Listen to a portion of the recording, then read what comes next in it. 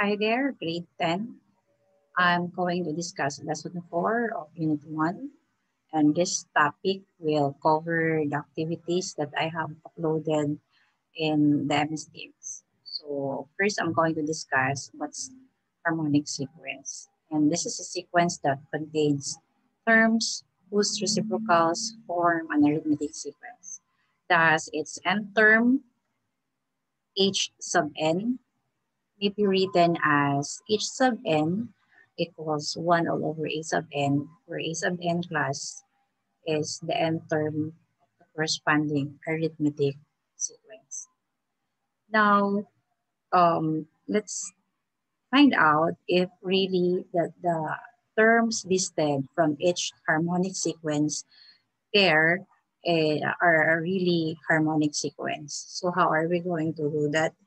First, let's identify if the reciprocal of each terms here really belongs to arithmetic sequence. Like, we're going to check the reciprocal of each term here. So we'll have that here. So let's just find out if these terms belong to arithmetic sequence. So, for example, 5 halves and 1 half. So this is a difference of 4 over 2, which is equivalent to 2. Likewise, with 9 halves and 5 halves, a difference of 4 over 2, which is also equivalent to 2, until 17 halves and 13 halves. So they have a common difference of 4 over 2, which is also equivalent to 2. So this is really arithmetic sequence with common difference 2. So we can say that this one is harmonic sequence. Also, the terms here, so the corresponding reciprocals of these terms are seen here or can be seen here. And let's find out if really these terms belong to arithmetic sequence. So for example, for 8/3 and 13 over 6. So we can combine them if we rename the first fraction. And then we make use of the LCD 6 as the common denominator. So this is like 6 divided by 3. So we have 2 times 8. We have 16 plus 13 over 6. So the difference is 3 over 6, which is also the same with 1 half. So with 13 over 6 and 5/3. So we have to name 5/3. So we can combine them. So we'll just write as is 13 over 6. And then rename this by dividing 6 by 3 and then times -5 here. So we have 6 divided by 3. So we have 2 times -5. So this is -10. So we have 3/6 also. Then for 5/3 and 7 over 6, we have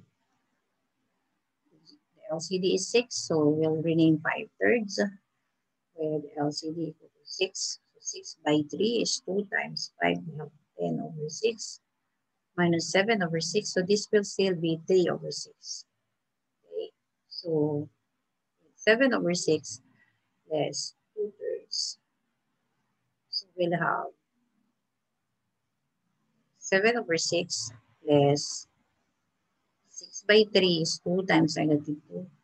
So this is still 3 over 6. Now, the common difference here is 1 half. So we can really prove that this one is harmonic sequence. And then the reciprocal of this are seen here. And by inspection, let's check if each consecutive pair here has a common difference. Like for 10 to 13, so we have 3 here, 3 also here, 3 also here, 3 also here. So D is 3. So we can say that this one is harmonic sequence as well. Okay, so let's change the color here. So I'm going to use yellow. So we're going to determine if each of the following is a harmonic sequence or not. So if the sequence is harmonic, we're going to identify the next three terms. So the first thing that we're going to do is find the reciprocal.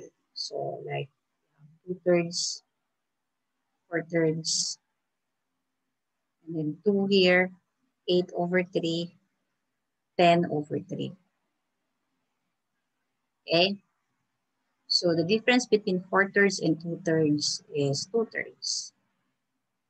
Okay, so this one is 6/3 less 4/3, so it's 2/3 also.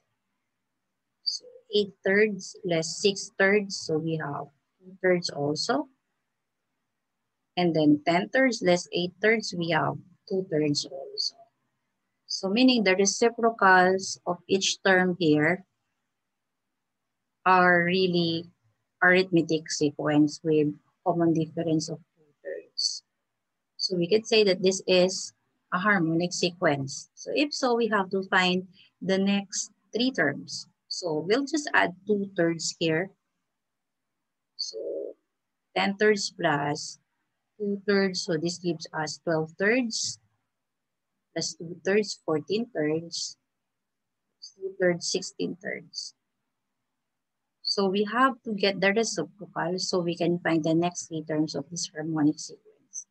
So 3/12 is the reciprocal of 12/3, which is also the same with 1/4. And then we have 3/14, and then 3/16. So these are the next three terms of this harmonic sequence. Okay, so let's identify the corresponding reciprocal of each term here. So we have 7, 12, 17, 22, 27. So the difference is 5 for this, 5 also here, 5, and 5. So this is arithmetic sequence. So let's find out the next three terms by adding another three terms here from the arithmetic sequence, and then let's get the reciprocal. So this is plus 5, 32, plus 5, 37, and then plus 5, 42. So there's a reciprocal would be 1/32, 1/37, and 1/42. So these are the next three terms of this harmonic sequence. So again, let's enumerate the reciprocal of each term here. So 3/4, we have 1, 5/4, 3/2, 7/4. And let's check if they have common difference. Like 1 minus 3/4, so we have 1/4 here. 5/4 less 1 or 5/4 less 4/4, so it's still 1/4. 3/2 is the same with 6/4 less 5/4, so it's still 1/4. And then 7/4 less 6/4, so we have 1/4 also. So we can say that this is arithmetic sequence. So we'll add three more terms from this arithmetic sequence, and then we'll get the reciprocal so we can find the next three terms of this harmonic sequence. So plus 1/4, so we have 8/4, plus 1/4, we have 9/4, plus 1/4, we have 10/4, and let's get the reciprocal. 8/4 is 2, so the reciprocal is 1/2. And then 9/4, the reciprocal is 4/9. And then 10/4 is 5/2, so the reciprocal is 2/5. So these are the next three terms of this harmonic sequence. Now here, so we have radical expressions here. Square root of 2, 3 square root of 2, 5 square root of 2, 7 square root of 2. Now, class, there's no need for us to find the reciprocal of each term since this term or this sequence alone is considered arithmetic sequence. Like the common difference here is we are adding 2 square root of 2. So like if we add 2 square root of 2 to square root of 2, we'll have 3 square root of 2. So 2 square root of 2, 3 square root of 2 will get 5 square root of 2. If we add 2 square root of 2 to 5 square root of 2, we get 7 square root of 2, and so on. So this alone is arithmetic sequence. Therefore, this is not a harmonic sequence. Okay? Now, as regards to harmonic series, so just like other types of series, a harmonic series class is formed by adding the terms of a given harmonic sequence. For finite harmonic sequence, we can evaluate the sum by adding their terms manually. Okay. So, however, like all infinite series, an infinite harmonic series is best analyzed through the use of summations and other methods. Now we'll proceed to Fibonacci sequence. Fibonacci sequence was first introduced by Leonardo Pisano Pugolio. So he is popularly known as Fibonacci. So he is actually remembered for two important contributions to Western mathematics. One is he helped spread the use of Hindu systems, writing numbers in Europe. And then, of course, this one, seemingly insignificant series of numbers, later named the Fibonacci sequence. Now, the Fibonacci sequence class is denoted by f sub n, is the infinite sequence, where the first two terms are both 1. And the succeeding terms are determined by adding the preceding two terms. So it can also be described by the recursion. Take note, a sub n equals a sub n minus 1 plus a sub n minus 2. So meaning adding the previous two terms will lead us to the next two terms, to the next term.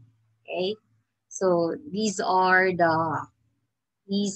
the first 15 terms of the Fibonacci sequence. So we have the first term 1, and then the second term 1 again, as stated in the definition. And then if we add the two terms, we'll come up with the next term 2. Then we add the two previous terms, we'll get the next term 3, and so on. Now we can associate Fibonacci sequence using this 2 by n grid. So our concern here is this 2 by n grid is to be covered by 1 by 2 or 2 by 1 blocks. So if we will let a sub n be the number of ways that this can be done, so find the recurrence relation for a sub n. So meaning we're going to find a pattern wherein how can we cover 2 by n grid? If n is like equal to 1, so how do we cover a 2 by 1 grid? If n equals 2, how do we cover a 2 by 2 grid? And so on. Okay, so let's just do a trial and error for at first, and then let's find a pattern for finding the number of ways to cover 2 by n tiles. Okay, so for example, if we have this 2 by n tile, this one, of course, there's only one way of covering that, and that can be done vertically. So our a sub n here equals 1. I'm sorry, a sub 1 rather.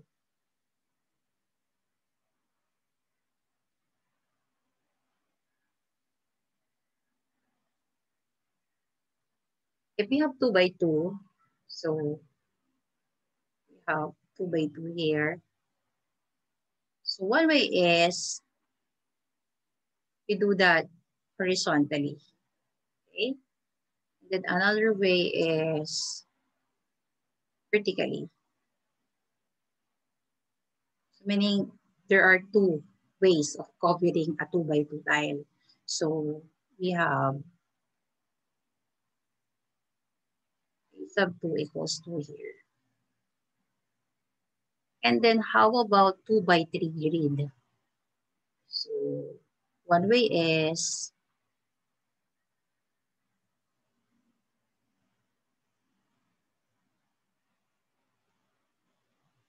this. Okay. Another is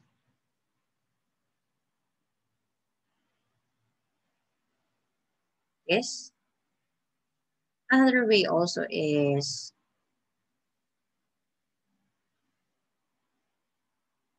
I'm sorry.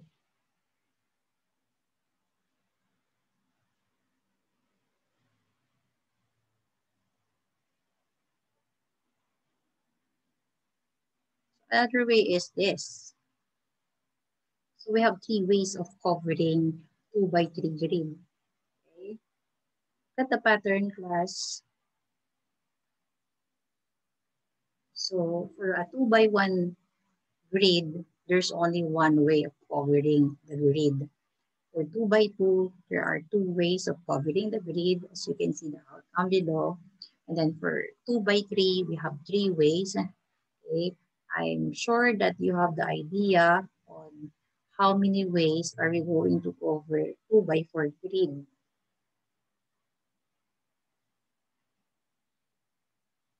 Okay. One way is this.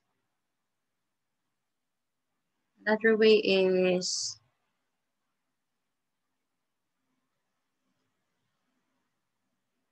this. Another way is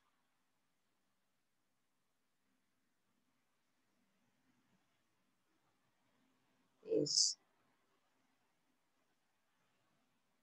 Another way is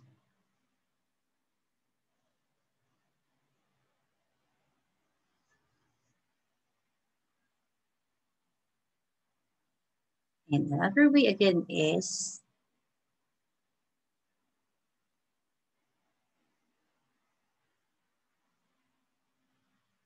this.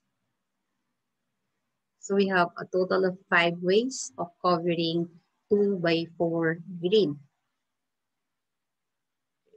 So before we really conclude, actually there are two initial way of covering 2 by n. So this is 2 by n grid. Like the first one can be done here. So there remains n minus 1 grid. So this is a sub n minus 1. And then another way is this one. So there remains a sub n minus 2. So these are the ways on how we cover a 2 by n tiles. So the recurrence relation for this is a sub n equals the sum of the two ways. So we have a sub n minus 1 plus a sub n minus 2. Okay. Now, take note that your n here should be greater than or equal to 3. Okay, and you have these values of the first and the second term. Like the first term should be 1 and second term should be 2. Okay, substituting the given, like we're going to solve for a sub 3 here. So the two previous terms, so we'll have 1 plus 2 equals 3 here. And so with a sub 4 equals 2 plus 3 equals 5. Now, this is, familiar. Like, if we're going to go back with Fibonacci sequence, take note that it was described by the recursion. And this was defined by working on the first two terms. No, the first two terms are both 1, but the succeeding terms were actually or will actually be obtained by working on the or by adding the two preceding terms. So this is somehow related with the recurrence relation. Okay. Now, you might ask, Mom, the first two terms of the Fibonacci sequence are both 1, but here the first term is 1, while The second term is 2. So the similarity there is the manner on how to obtain the succeeding term or the next term. So you may add a sub 0 here for this to be like the same. So a sub 0. So if what is a sub 0? It should be 1. So this can be really the same with Fibonacci. So you have 1, 1. So the first two terms is 1. The first two terms is actually 1, no?